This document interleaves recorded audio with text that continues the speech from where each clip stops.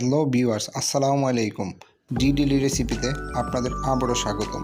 নতুন একটা রেসিপি নিয়ে হাজির হয়ে গেলাম। আজকে খুব সহজেই করে দেখাবো দেশি হাঁসের গোশ ভুনা। অনেকেই তো দেশি হাঁসের গোশ রান্না করে, অনেকে বলে যে কীরকম একটা গন্ধ আসে। আশা করি আমাদের এই রেসিপিটা দেখে যদি রান্না করেন তাহলে কোনো রকম গন্ধ আসবে না। চলেন তাহলে কথা না বেরিয়ে শুরু করি। চুলায় একটা কড়াই বসিয়ে দিয়েছি 1 কাপ পরিমাণ সয়াবিন তেল, দিয়ে দিব 1.5 কাপ পরিমাণ পেঁয়াজ কুচি। পেঁয়াজগুলো এইভাবে লাল করে ভেজে নিয়েছি। দিয়ে দিব এখানে একে একে 2 টেবিল চামচ রসুন বাটা, দিয়ে দিব এখানে একে একে 2 টেবিল চামচ আদা বাটা।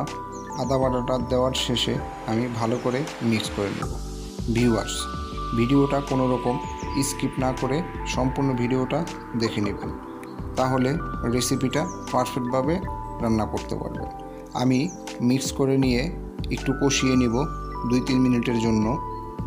মশলাটা আমি কষিয়ে নিয়েছি। দিয়ে দিব 1 কাপ পরিমাণ পানি। পানিটা দেওয়া হয়ে গেলে দিয়ে দিব 2 চা চামচ হলুদের গুঁড়া। হাঁসের গোশের ভুনা রেসিপিটা ঝাল না হলে খেতে ভালো লাগে না, তাই আমি একটু ঝাল বেশি দেব। এখানে একে একে 4 চা চামচ মরিচের গুঁড়া দিয়ে দিব। যদি আমাদের রেসিপিটা ভালো লেগে থাকে তাহলে লাইক করবেন, শেয়ার করবেন, সাবস্ক্রাইব করবেন, পাশে থাকা বেল আইকনটি বাজিয়ে দিতে ভুলবেন না কিন্তু, তাহলে সবার আগে ভিডিও চলে যাবে আপনার কাছে। আমি চেষ্টা করি আপনাদের ভালো ভালো রান্না করে দেখাতে। দিয়ে দেবো এখানে 3 চা চামচ ধনিয়া গুঁড়া।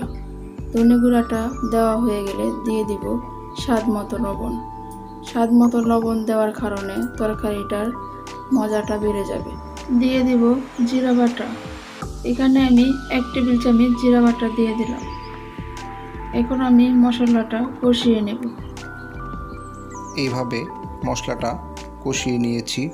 দিয়ে দেব এখানে ছোট ছোট 8-9টা লং, দিয়ে দেব 15-20টা গোলমরিচ, দিয়ে দেব 7-8টা এলাচের বিচি, দিয়ে দেব 3-4টা তেজপাতা। এগুলো দিয়ে মশলাগুলোকে আমি আবারও 2-4 মিনিটের মতো কষিয়ে নেব। এইভাবে মশলাটাকে আমি কষিয়ে নিয়েছি। আমি এখানে নিয়েছি 1 কেজি 200 গ্রামের মতো হাঁসের গোশ। এই হাঁসের গোশগুলো আমি 4-5 বার ধুয়ে নিয়েছি। লাস্টের যেই ধোঁয়াটা দিয়েছি সেটা কুসুম গরম পানি দিয়ে ধুয়ে নিয়েছি। অবশ্যই কুসুম গরম পানি দিয়ে লাস্ট ধোঁয়াটা দিয়ে নেবেন। গোশগুলো দেওয়া হয়ে গেলে মশলার সাথে ভালো করে গোশগুলো মিক্স করে নেব। আমি চুলার আঁচটা মিডিয়াম করে ঢেকে রাখবো 10 থেকে 15 মিনিটের জন্য। গোশগুলো ভালো করে কষানোর জন্য ঢেকে দিলাম। ফিরে আসলাম 10 থেকে 15 মিনিট পর। আমি এভাবে কষিয়ে নিয়েছি। এবার একটু নেড়ে দেব। দিয়ে দেব এখানে আমি একটা মাঝারি সাইজের লেবু চিপে রস বের করে নিয়েছি। দিয়ে দিব রস, দিয়ে আমি ভালোভাবে মিক্স করে নেব। আমি হাতে গরম মশলা বানিয়ে নিয়েছি। এবার দিয়ে দিব গরম মশলার গুঁড়া।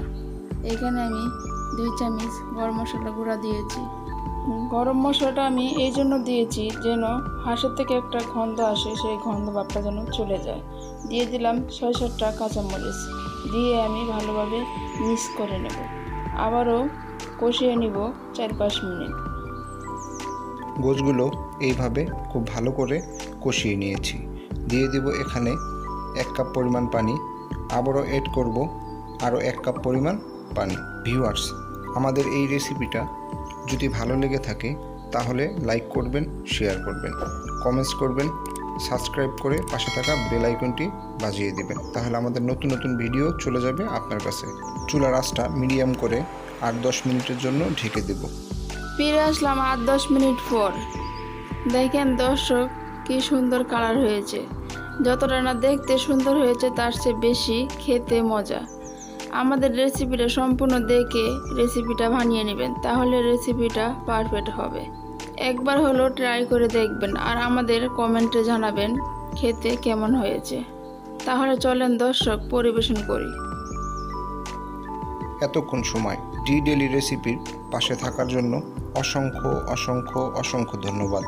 ভালো থাকবেন, সুস্থ থাকবেন, পুষ্টিকর খাবার খাবেন। আল্লাহ হাফেজ।